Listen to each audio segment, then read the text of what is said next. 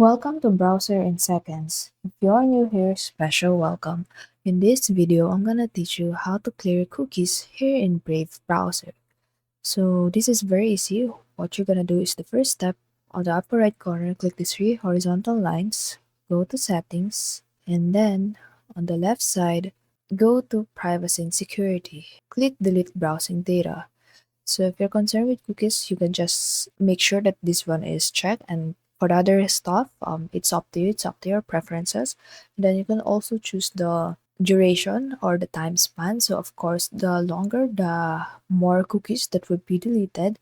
And if you delete cookies, it will result to a faster browsing experience because you are deleting some sort of data save on your computer so that the next time you visit the website, it will connect more seamlessly. So that's the trade-off that we're having here. And then if you really wanted to delete it, just click delete from this device. And then as you can see, the last 24 hours have been deleted.